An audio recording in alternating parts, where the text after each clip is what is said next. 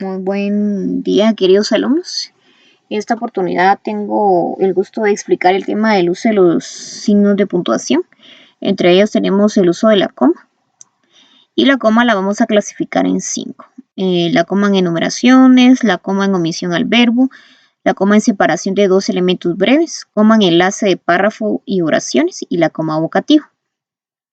La primera es la coma en enumeraciones. Esto se da cuando hay elementos de un mismo conjunto que no pueden estar directamente juntos. Y entonces utilizamos la coma para poder separar cada uno de estos elementos. Este tipo de coma es la más conocida en todo lo que tiene que ver el idioma español. Y recuerde que se utiliza cuando hay elementos de una misma serie o de un mismo conjunto. Por ejemplo, aquí tenemos lápiz, marcador, tijeras y crayones. Aquí podríamos decir que es el conjunto de los útiles escolares. Pero si yo digo, hablemos de la comida, podemos hablar de la carne asada, coma, los frijoles, coma, el arroz, coma. Entonces ya es otro tipo de conjunto. Veamos la coma en omisión al verbo. Esta la vamos a utilizar nada más cuando ya mencionamos el verbo en una primera vez y no es necesario volverlo a utilizar. Aquí podemos darnos cuenta el ejemplo que dice: Andrés leyó 3 capítulos, yo 5. En el ejemplo podemos notar que ya se mencionó el verbo, que es en este caso la palabra leyó. Y como ya lo mencionamos, no es necesario que lo volvamos a mencionar. Por eso dice: Andrés leyó 3 capítulos, yo 5. Entonces, esa es la coma en omisión al verbo cuando ya utilicé el verbo y no es necesario que yo lo vuelva a mencionar. Veamos la coma en separación de dos elementos breves. Esto sucede cuando utilizo conectores o elementos que van a separar o van a darle más énfasis al asunto. Acá dice que se utiliza para separar dos elementos breves en una misma oración antes de la palabra coma, y entre ellas podemos encontrar las palabras pero, más, aunque, si no, entre otras, por supuesto. Aquí tenemos algo bien interesante. Cuando usted le dice a su mamá que le dé permiso a ir a algún lugar, vea la importancia de los signos de puntuación y el tono de voz que su mamá utiliza al momento de que le está ya sea cediendo el permiso o diciéndole que no. Aquí en el ejemplo dice: puedes ir a la fiesta, pero debes regresar temprano. Ahí está la fuerza de la voz de la coma, porque la coma me está permitiendo que usted, como hijo de su mamá, por supuesto, pueda entender ese espacio que su mamá le está dando para que usted cumpla con la instrucción que ella le está dando. Entonces le repito nuevamente el ejemplo. Dice: puedes ir a la fiesta, pero debes regresar temprano. Ahora veamos la coma en enlace de párrafos y oraciones. Esta se utiliza después de expresiones como es decir, por fin, finalmente, sin embargo, por lo general, quizás, efectivamente, posiblemente, en primer lugar, entre otro tipo de enlaces o conectores. Y aquí está la separación. Recuerde algo importante: cuando usted encuentre una coma, más o menos alrededor, haga un tiempo de espacio para poder seguir leyendo. Aquí tenemos el ejemplo y dice: efectivamente, la capa de ozono está deteriorada. Le repito nuevamente, escuche el tiempo que estoy dejando para que se escuche la separación de la coma. Efectivamente, la capa de ozono está deteriorada. Veamos el número 5. Tenemos la coma vocativa. Esta se escribe para aislar el vocativo del resto de la oración. Estos podemos hablar de un tema, de una persona, de un objeto, ¿sí? Veamos aquí: Julio, coma, ven acá. La danza coma es parte de las artes. Entonces, el ejemplo dice Julio, ven acá, la danza es parte de las artes. Pero si yo menciono un objeto, el celular se sobrecalentó. Entonces estoy haciendo las pausas que son importantes cuando hay un vocativo, como bien le decía, puede ser un nombre propio, puede ser un tema o puede ser un objeto. Continúo. Tenemos el uso del punto y coma. Aquí, este se indica una pausa superior. Podemos utilizar dos tiempos, a la marcada por la coma e inferior a la señalada por el punto.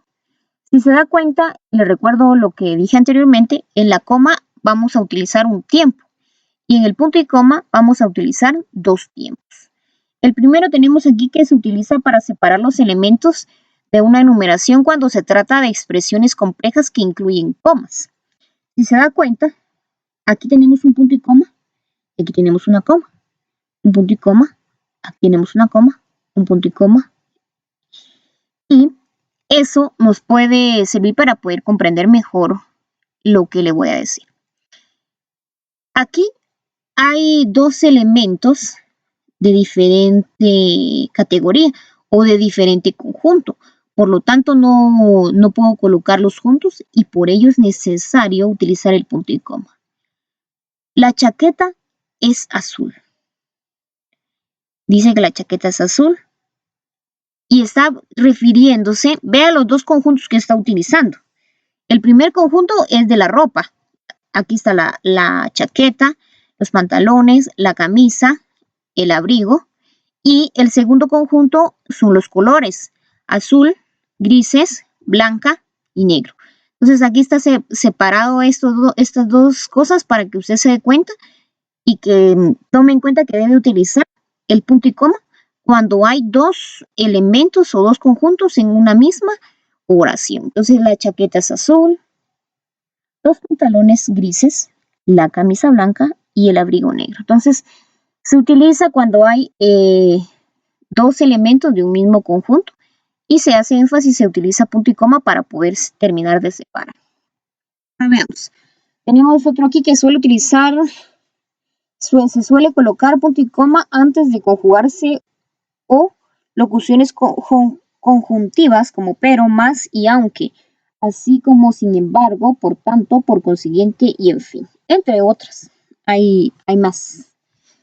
Aquí dice, su discurso estuvo muy bien construido y fundamentado sobre sólidos principios, pero no consiguió convencer a muchos de los participantes en el Congreso. Vea la importancia de leerlo con el punto y coma y la coma. Recordemos que el punto y coma son dos tiempos y la coma un tiempo. Si yo lo leyera normalmente y no respetaría la coma o el punto y coma, sería de la siguiente manera. Su discurso estuvo muy bien construido y fundamentado sobre sólidos principios, pero no consiguió convencer a muchos de los participantes en el Congreso. Ahí no hay ninguna pausa, pero si se hace la pausa como debe ser, sería de la siguiente manera. Su discurso estuvo muy bien construido y fundamentado sobre sólidos principios, pero no consiguió convencer a muchos de los participantes en el Congreso. ¿Se da cuenta? Hay una diferencia. Por ello es importante utilizar el punto y la coma y la coma. Luego tenemos el uso de los puntos suspensivos y aquí se supone una interrupción de la oración o final impreciso. Después de los puntos suspensivos, cuando cierran un enunciado, se escribe en mayúscula. Por ejemplo, el caso es que si lloviese, mejor no pensar cosa tan improbable. Entonces, ese suspenso que encierra los puntos suspensivos.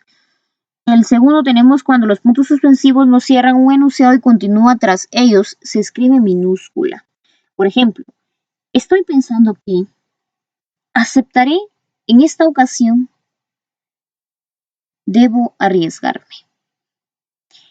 Y luego se usan los puntos suspensivos en los siguientes casos, al final de enumeraciones abiertas o incompletas, con el mismo valor que la palabra etcétera.